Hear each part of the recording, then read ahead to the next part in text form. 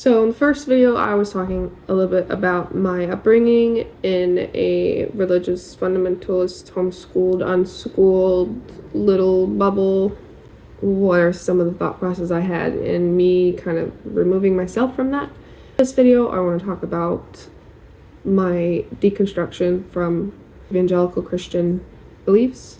I talked about hell, the unfairness of it, and the terrifying nature of it. That was a big one for me as far as a problem that I had with Christianity. Another problem that I had was not seeing any evidence, not seeing anything happening that could be attributed to God and not just coincidence.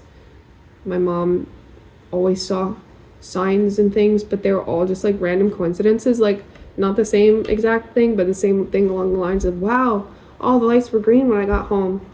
God is blessing me. That's what it felt like to me. I'm like, yeah, okay. So you can't prove that wrong, what you just said.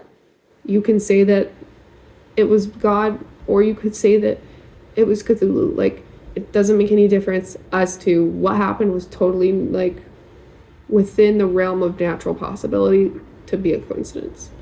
A big thing that was a problem for me with finally jumping over and saying, okay, I don't believe, was evolution and morality.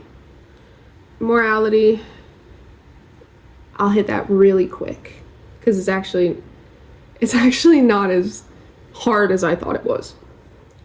So growing up, I was told if you don't have God to form those moral rules, then everything is relative and you can just do whatever you want and get away with it because God, there's no God to say anything is wrong. And so if you want to do something, you go ahead and do it. And it's like, it's not wrong. That is just false. Like, that's just a misrepresentation of what morality is. You're saying that morality comes from God, period. But what other people are saying, and me currently, is no, it doesn't. Morality can exist without a deity. In fact, this ties into evolution. Morality is just a way for a lot of people to live together and not murder each other constantly. Is my very general view. Morality and human beings and primates are very social beings. So we create rules, we create laws, ethics, culture, and different cultures have different rules. But in general, it is more successful to live in a society because you're helping each other out. And if someone were just to go murderous, that would not help society. Therefore, that is kind of pushed out in our, being, our instinct. Most people don't want to go around killing people because evolutionarily, those people probably didn't survive long. Or they didn't succeed in reproduction. But unfortunately, plenty of them did. And we still are pretty murderous as a species. Point is, you don't need a God to tell you not to be a dick. Most people have the ability to feel in themselves, I shouldn't be an asshole, because it feels bad when people are upset at me. And it feels good when I have friends. And I have friends when I'm not an asshole. It's not rocket science. It's really not rocket science. And also the classic chestnut, if you need God to tell you not to be a murderer, then you're saying you're a murderer and God is the only thing stopping you. Which is pretty messed up because people that believe in original sin, human beings are born bad. There's a lot of bad stuff that you can chalk up to, that's my human nature, because that's how God made me. I'm bad. But then I can pray for forgiveness and it'll be okay.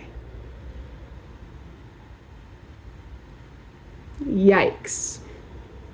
Morality. It's cultural, it's what you believe. Don't have to give fucking God credit for everything. Okay? Just think about it a little bit. Morality does not need a God.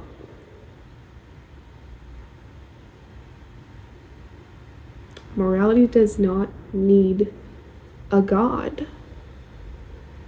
A God is just a threat. If you don't do what I say, something bad's gonna happen. And if you don't believe in me, something bad's gonna happen to you. It doesn't take a lot to believe in a God. It doesn't take a lot either to believe that you shouldn't hurt people. And if you are a person that has a problem with those intuitions, there's plenty of logical reasons not to be a murderer too. Subjective. That was a big thing. Objective and subjective. If your morals are subjective, they're up to anyone's interpretation, and therefore you can't really enforce anything on another person. That's just not true. You can still enforce punishment on people, even if your beliefs come from your own internal system of morality and not a deity that you're thinking that you're talking to. It's better off if it's in your own belief than somebody else, because what if you're misinterpreting it?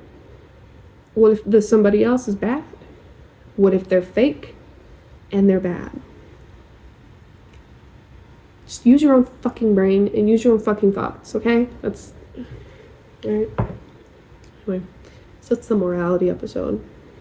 Next up, evolution.